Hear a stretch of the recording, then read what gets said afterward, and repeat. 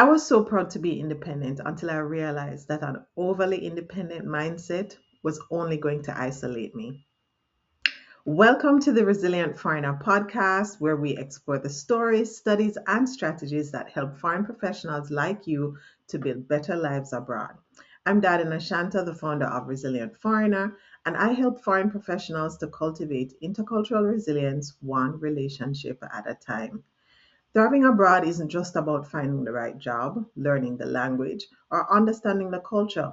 It's about finding your people, the friends who show up, the mentors who guide you, and the communities where you feel like you belong. So, if you're ready to build resilience, create meaningful relationships, and thrive wherever life takes you, you're in the right place. Now, today we are talking about the independence trap. And for those of you that are either living in Jamaica or are of Jamaican ancestry, heritage, origin, you probably know that tomorrow is Independence Day. And that's so hype, so cool. I'm excited about that. But that's not the type of independence that I'm talking about. The independence that I'm talking about is where you handle business by yourself. And if you're like me, you're prone to wanting to handle things by yourself. But the reality is that there is a point where we have to pull back that kind of over independent mindset and allow ourselves to lean on others to realize that leaning on others doesn't make you weak and it doesn't give others the impression that you are weak. Um, in many cases, it is the independent mindset that helped you to move abroad.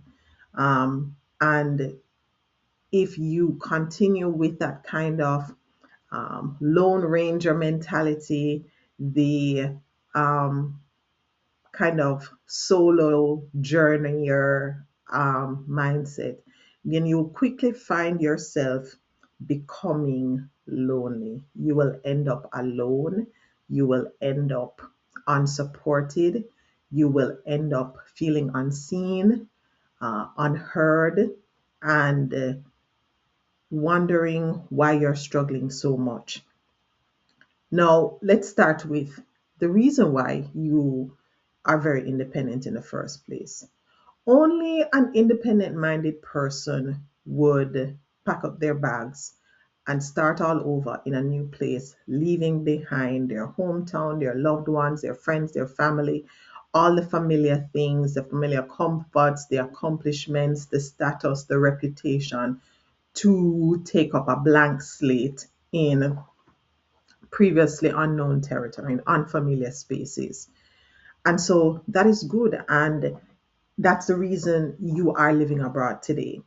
That same independent mindset may have helped you to navigate the pathway. We have so many different pathways people follow to rebuild their lives in a new country, whether you decided to enroll in school in a foreign country as an international student. There's that pathway. Maybe you saw a job opportunity, you applied for the job, the recruiter matched you up with a company abroad and you're now working there. Or it might have even been an internal transfer. So you might work for an a multinational company, and there's kind of an internal transfer where you probably get a promotion or a similar role, but they've moved you to another country. So many different ways that people have chosen to start over in a new country, and there's a paperwork that comes along with it, immigration paperwork, the application to the organization that's going to receive you in the new country.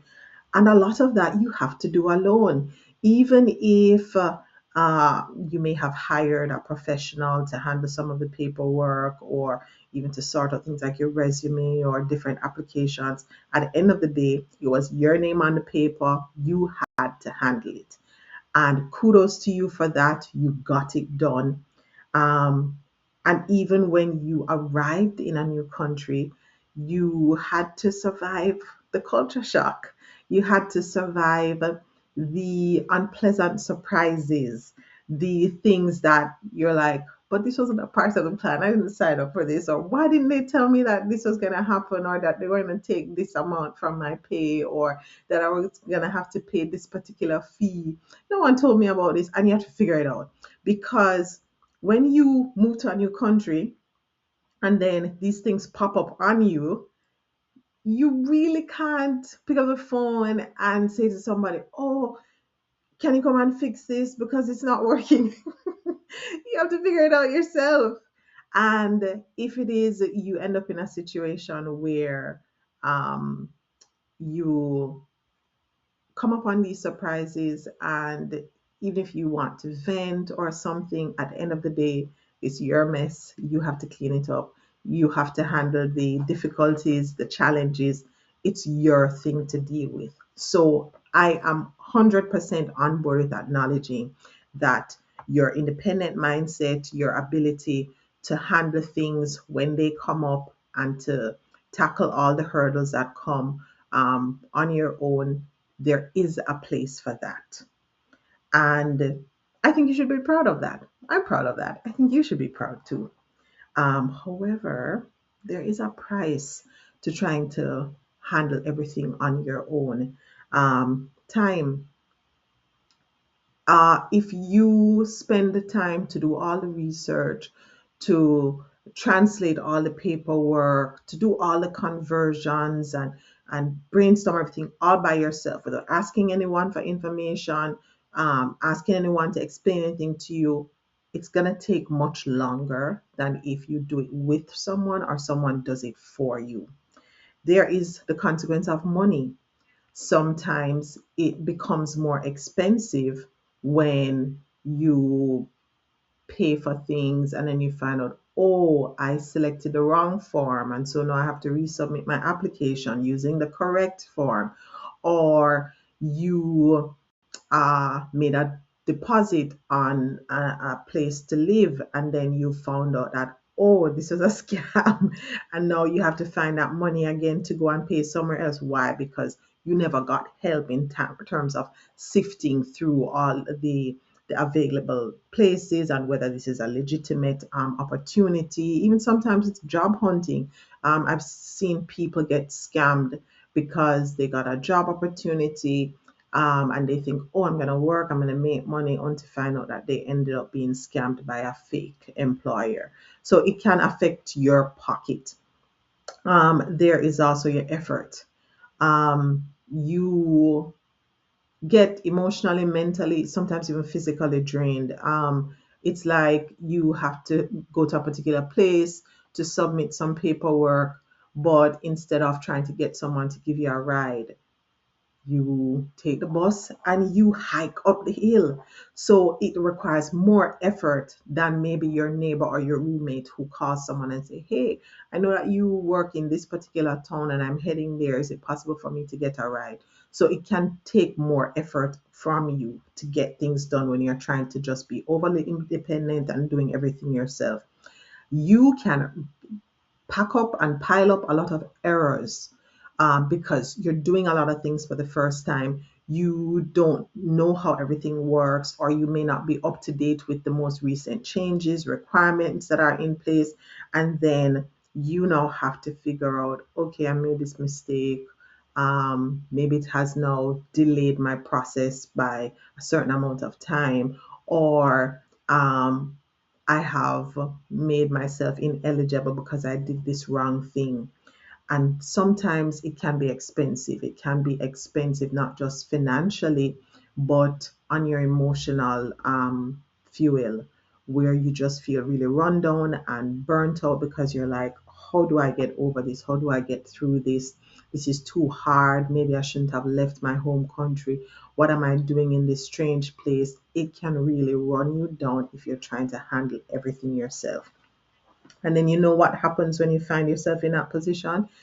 You start to feel embarrassed to admit that you are ignorant, admit that you have limitations, that you have exceeded your capacity, and then you start to become afraid or ashamed to admit that you need help, to admit that you have taken on more, bitten off more than you can chew, um, or even just to admit that you are doing this all by yourself and you feel alone. You need connections, especially if you come from a place where you always had people in your corner, you always had someone to turn to. I know you're in a strange place and you see other people getting along, they're doing things, they're happy, they seem like they're finding that sense of like, okay, this is my crew, this is who I belong with, these are my people who I do things with.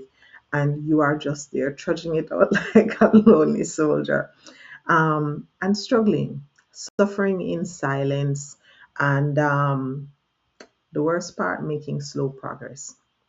Because everyone who packs their bags and moves to a new country did it because they had a vision, they had an idea of a new life that they wanted to build abroad. They have like a dream destination, and not destination in the physical sense of saying, oh, I'm trying to get to Topsail Road or I'm trying to get to such and such city.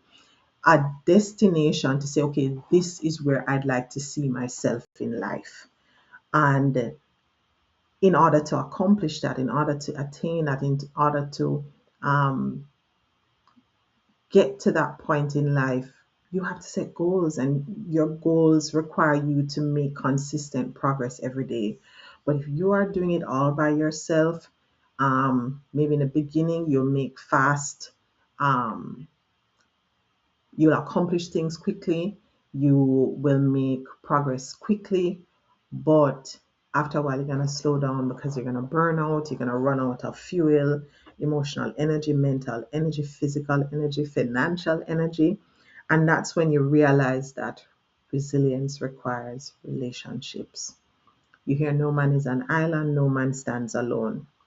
You hear things like you go further and faster if you go together, because when one person gets tired, the other one keeps going. It's like you're driving, you're on a long trip together. If you're the only driver, then when you are exhausted, you have to stop. And during that time, the vehicle is not moving, you're not getting anywhere. But if you have someone else who is making the journey with you, then they are able to take over the wheel when you need to take a nap. They are able to keep the vehicle going, to keep progress going when it is that you need a break, right? And it's the same with our um, even intangible goals, intangible journeys.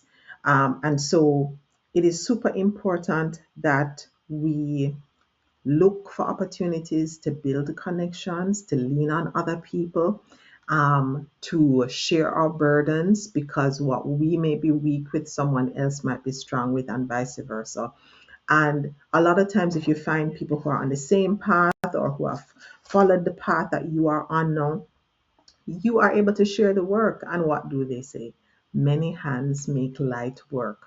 So there's a time and a place and many benefits from doing things yourself, but you don't become weaker when you lean on other people. You don't accomplish more by doing it solo. We work better when we do it in community, when we do it with connections to other people. And so, what's the strategy that you're going to take now to ensure that you don't get in the independence trap? You don't find yourself in a position where you're doing everything on your own, struggling alone, suffering in silence, and not making progress, slowing down and not seeing the end in sight, having the end in sight. Well, number one, and I take this straight from Becoming the Resilient Foreigner, my book, the very first chapter talks about assessing the situation. Wherever you find yourself now, assess the situation. Try to determine what are the challenges that I'm facing. What knowledge do I have that can get me through this, and what knowledge do I lack? What skills do I have that I can tap into to get me through this situation? And what skills am I missing? I need to find somebody else who has these skills, who has this knowledge, the experience. Oh, have I been through this before? Have I done this before? Maybe it's not the exact same or the same place, but maybe I have some familiarity I can use. But when you don't, it's important to acknowledge it. So assess the situation, identify what the immediate challenges are, determine where you have capacity, where you don't, and then be willing to admit the gaps that are there. And once you spot these gaps, you're going to move into what I call always asking. So you start by assessing the situation, you acknowledge the gaps, and then you have to ask. Always ask. I say it every single day. You ask for information, you ask for permission, you ask for assistance. These are the things that get you out of the independence trap, that ensure that you are not slowing down your progress on this journey towards your better life abroad, that you are not putting yourself in isolation because you're trying to figure it out on your own. You try to do everything for yourself. It is time that you acknowledge that we need each other. We need people, and we can be more resilient. We can be more accomplished. We can be happier. And when you think of things like managing your stress, managing the resources you have, it works out better when we do it in community. So as you reflect this week, and you're probably celebrating independence if you are in the Caribbean or you're from the Caribbean, August is a time when many of our nations celebrate independence. Whatever the situation is, independence gets us to a certain point, and then we need dependence. That's why you have interdependence. So that's when we start to connect with people. We start to share with them the knowledge, skills, and experience we have. We share a listening ear. We lend a shoulder for them to lean on, and they return the favor. Sometimes it's not the same person who gives you a ride that you'll give a ride to get somewhere. Maybe it's not the same person who supports you financially, who you support financially. We all have a different purpose and role and way that we can contribute to each other. So, as you reflect on these ideas, I want you to remember that resilience isn't built in isolation. So, don't just live abroad, build a life abroad by reaching out to someone today.